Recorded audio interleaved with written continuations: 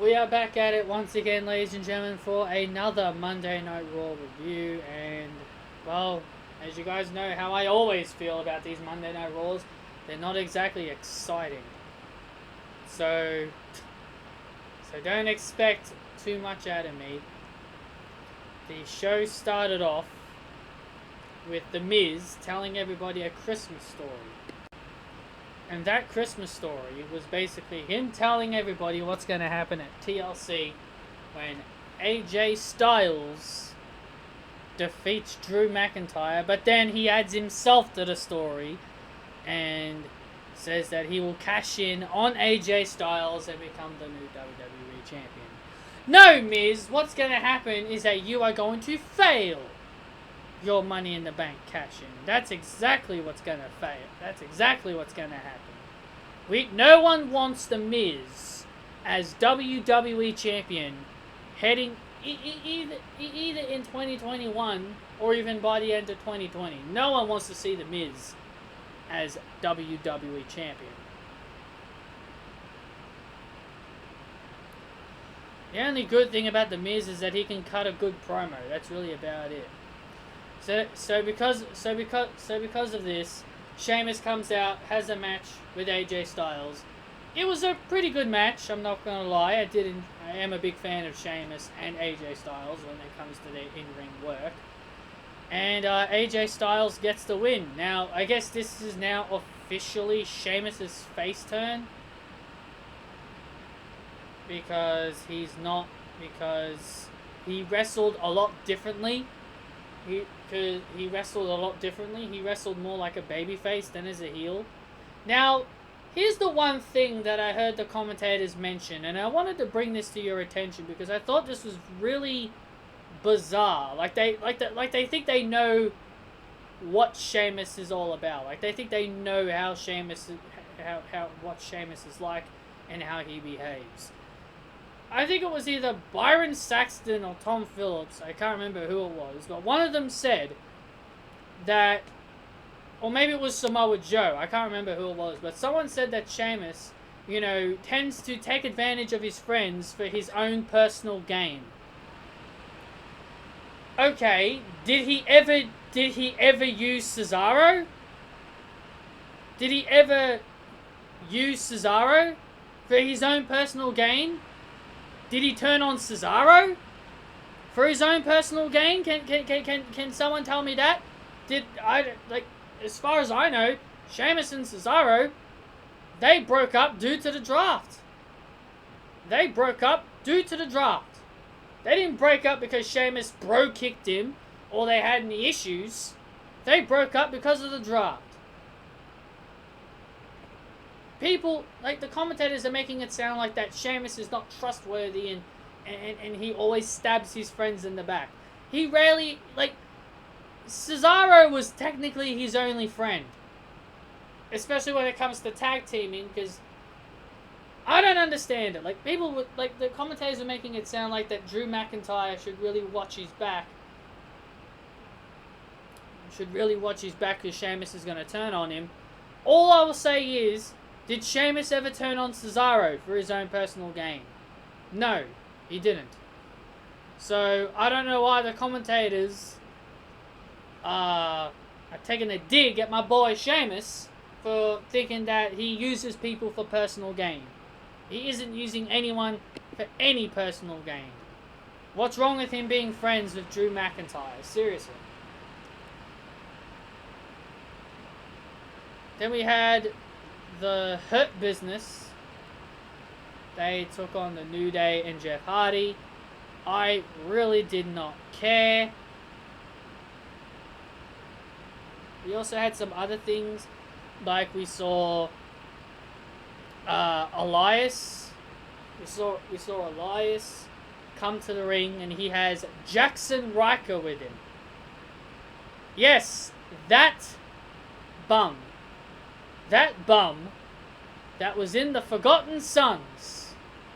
That bum. Jackson Riker.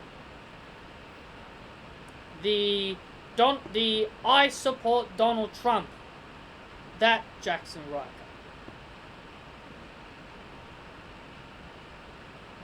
get off my TV. That's all I'm going to say about that. And also, can the 24/7 title please go? That's another thing.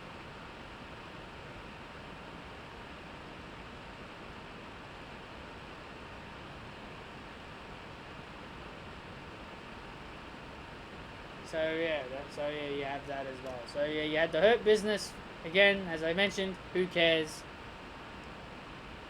Then we had the one match that everyone was looking forward to. The one match that everybody is so excited for here in 2020. The best women's rivalry of all time, according to many people. Lana taking on Nia Jax. Everybody's favorite feud on Monday nights. Now, I don't mean this personally. I'm only joking if anyone takes this personally. This shit sucks. This shit is so terrible. I don't understand how people enjoy this. I don't understand how people can legitimately look at themselves and say, yeah, this is exactly what I want Monday Night Raw to be about. I want Lana as my number one babyface of Monday Night Raw. Don't get me wrong, I like Lana a little more as a babyface more than a heel, but please, for the love of God, you gotta understand, Charlotte is needed. Naomi is needed. True talent is needed. Lana is not a true talent. Neither is Nia Jax. She's not good either. Neither is Shayna Baszler. Poor old Asuka stuck with poor old Asuka stuck with Lana. You got freaking Peyton Royce and Lacey Evans. They're not doing anything with them. I don't like Lacey, but you got her tag teaming with Peyton Royce, but you're doing nothing with her. Oh yeah. Oh yeah, and I heard their tag and I heard that Vince McMahon has given up on Peyton Royce. Great! That's exactly what I wanted to hear. Maybe Vince McMahon will now understand breaking up the Iconics was by far one of the most stupidest things he's ever done. But anyway, let's get back to it. We had Lana take on Nia Jax, and this match was pretty short. This match was pretty short, as it should be, because you got two of the most terrible wrestlers in the ring going at it. And I did say in my previous Raw review that I was fully expecting Nia Jax to completely destroy Lana and walk away with the win. But I'll be the first person to admit that I was indeed wrong. That's not exactly what happened. We had Lana pin Nia Jax. Lana successfully pinned down Nia Jax for the 3, and this led to Shayna Baszler and Nia Jax attacking. So now Lana is injured. So yep, Lana beat Nia Jax. And you know what? Since she's the babyface, I guess she did kind of deserve this win, because that's the whole point of a storyline. That's the whole point of a heel-face storyline. The heel is supposed to get their comeuppance. As much as I don't like Lana, yeah, she deserved that win. But not like beating Nia Jax. Beating Nia Jax isn't exactly, like it's a rare thing, obviously. It's very rare to see Nia Jax, lose a match clean by pinfall, but, it is what it is. So Bray Wyatt, he came to the ring and he had a field trip in mind. And it led to a hide-and-seek match, or not a match, a game of hide-and-seek with Bray Wyatt and Randy Orton. I personally did not really care, to be honest. I'm kind of done with the Bray Wyatt Funhouse stuff. Like, it's not entertaining anymore. Even with Alexa Bliss, it is still boring. I do not want to hear anyone say, oh, the Funhouse has gotten better because of Alexa Bliss. No, it has not gotten any better because of Alexa Bliss. It's still the same old crap. It's cheesy, it's stupid. The Funhouse thing has run its course.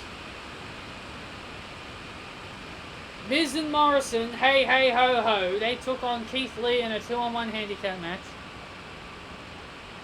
And Miz and Morrison win. Miz and Morrison beat Keith Lee. I don't know why you would have Keith Lee not annihilate these two, but whatever.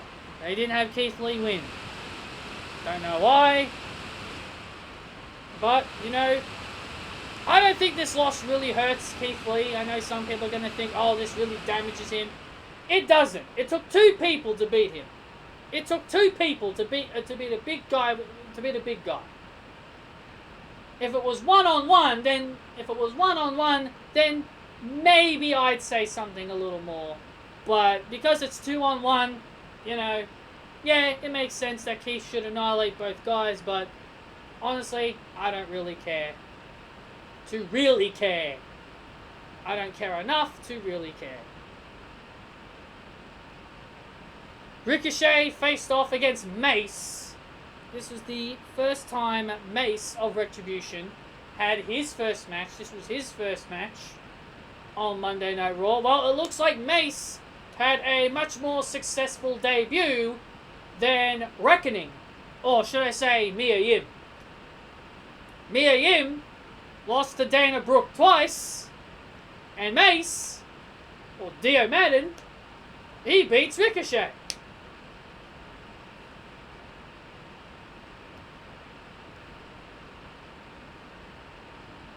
Mace got the win. He pinned Ricochet with some kind of spine buster. I didn't really see what it was. I think it was a spine buster, but Mace won, or Dio Madden won, and yeah, that's really all I gotta say there. Then we had Shayna Baszler come to the ring. She took on Dana Brooke.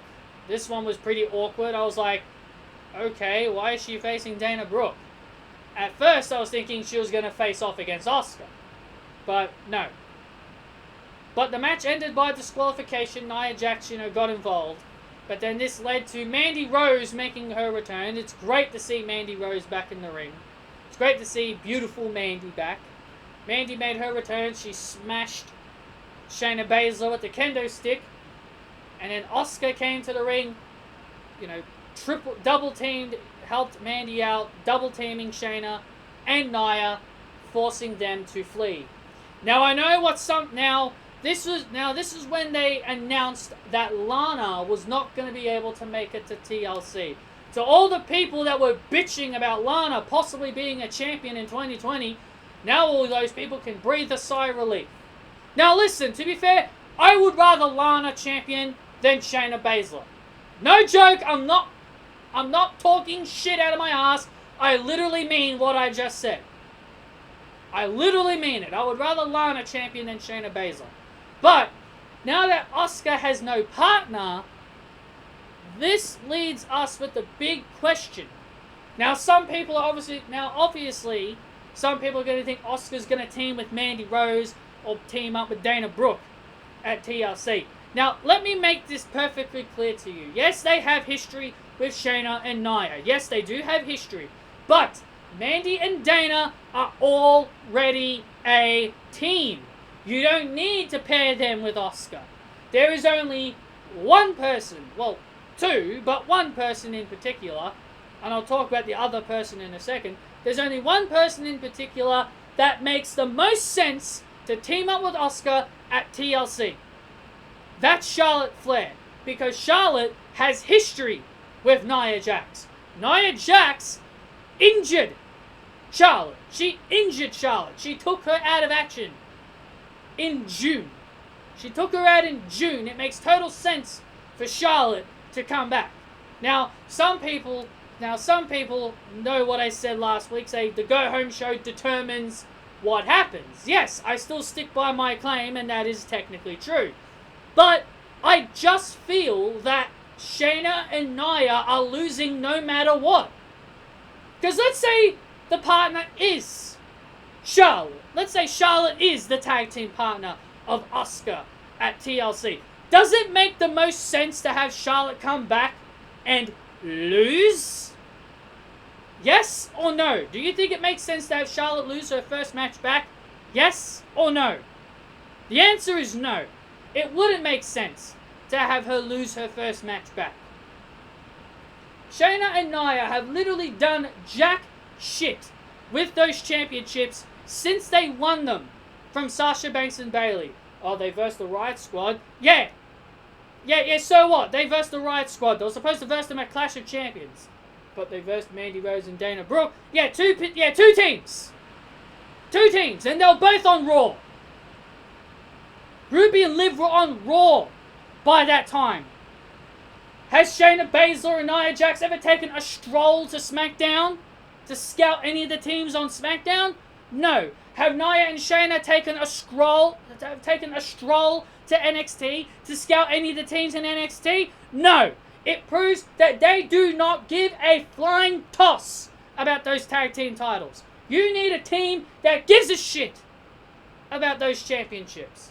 Shayna and Nia do not give a shit about those titles. If they did, they'd come to SmackDown. They'd come to NXT. And they would actually do challenges. They would actually issue open challenges. But no, all Lana and Shayna care about is Lana. All they care about is beating up Lana every single week. Beating up Lana is more important to them than defending their tag team titles. What's more important, defending a championship or beating up someone you hate the most? The answer is defending your championship. And they've only defended them twice in the span of nearly... Like they've been champions, I feel like, for nearly 100 days now. Like, out of the 100 days they've been tag team champions, they've only defended it twice. And it was both times on Monday Night Raw. Oh, you forgot about Sasha and Bayley in the rematch on SmackDown. Well, there you go, that's 3. 3 times. Once on SmackDown, twice on Raw. Did they ever verse anyone in NXT? No. They are terrible champions. Defending your title 3 times doesn't make you a good champion. Nia and Shayna are terrible champions. Now, who's the second person you people may have been thinking? Well, who's the second person you had in mind that could have teamed with Asuka? Well, who did Asuka team up with at the Super Showdown in 2018 to face the Iconics? Naomi. Now, Naomi had... Now, the reason why I don't think Naomi is going to be Asuka's partner is because she has zero. She has nothing to do with Shayna Baszler and Nia Jax. She's never had an interaction with them. She's never had a match with them at all. She's never versed them in the ring. She has zero history with them. Everybody wants Naomi in the Hurt Business. Well, let me tell you this. Allow me to elaborate you for a second. Understand this. I've heard some people tell me that the only way Naomi will ever get a legitimate push is that if she joins the Hurt Business. Well, let me tell you this. Naomi was only SmackDown Women's Champion not because Vince McMahon wanted her to be on the top. It's the same thing with Kofi Kingston, but I'll get to that in a sec. Naomi was only given the SmackDown Women's Championship because of how long she's been in the business for. And by that point, I think it was 11 years. She was given that title because of all of her hard work and dedication.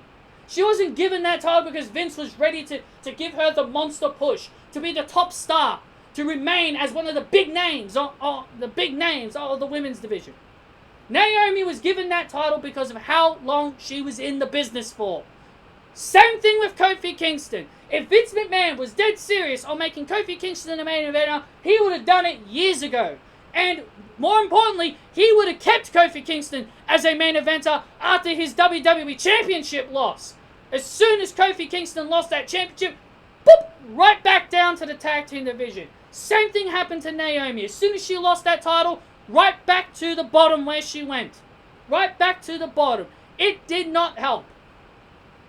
Putting her in the Hurt Business is going to do nothing.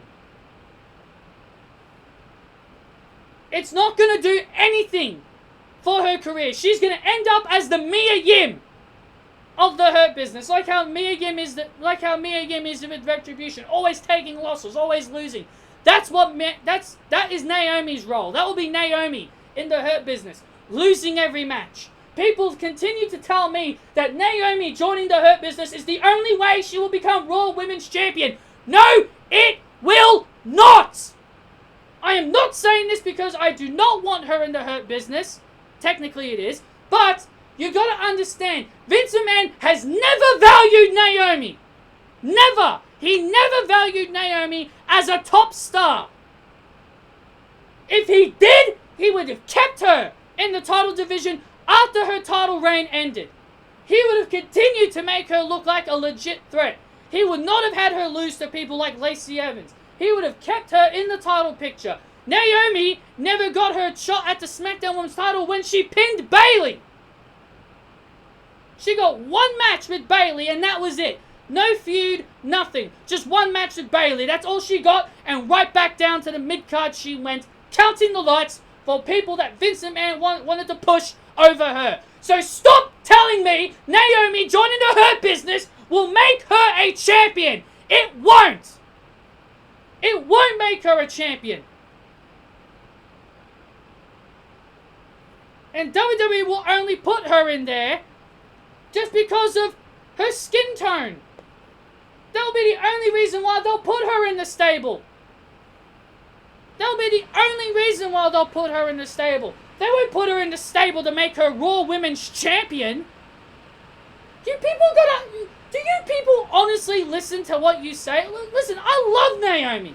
I adore Naomi. I would love to see her get a push again. I would love to see Naomi become Raw Women's Champion. But how in the hell are you people going to tell me her joining the Hurt Business is the only way she'll ever get that position? She never will get that position, even if she is in the Hurt Business.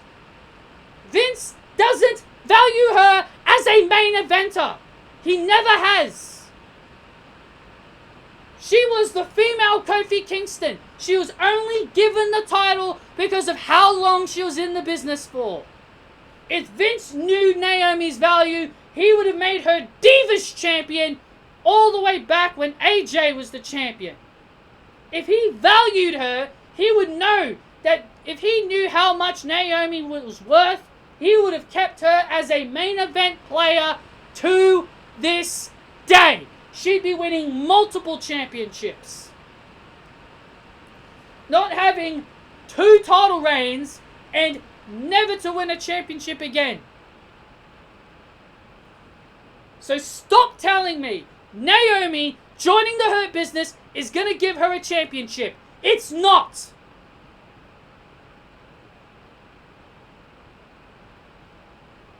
That's why I think Charlotte makes the most sense. Because Charlotte has history with Nia Jax. Not much Shayna Baszler, but Nia Jax. Naomi has no history with them. And as I said, her joining the Hurt Business, it'll only be because of her skin tone. It won't be because Vince wants to give her a push. That'll be the only way I'll ever believe it. That'll be the only way I'll ever accept Naomi in the Hurt Business. And I'll tell you guys this right now.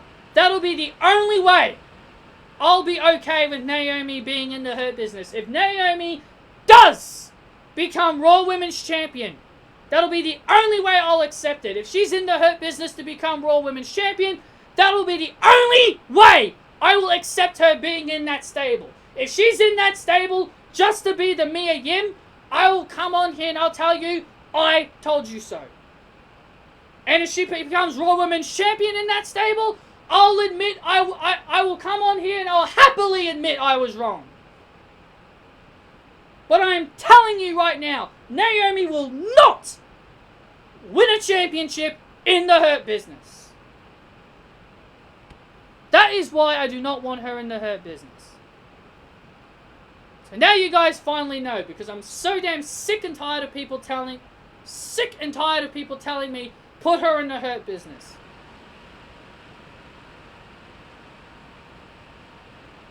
You may as well just call them the Globe Business. I would rather you may as well call them the Globe Business, because Naomi would be glowing more than the other 4. She has more personality than Lashley, Cedric, and Shelton.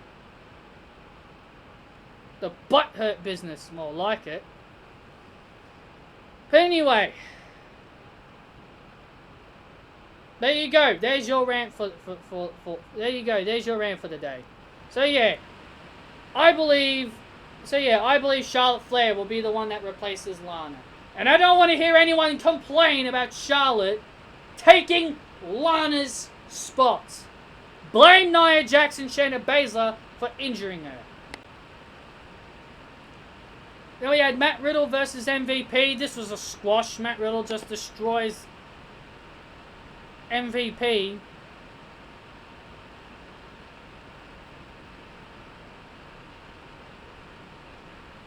Yeah. You know what?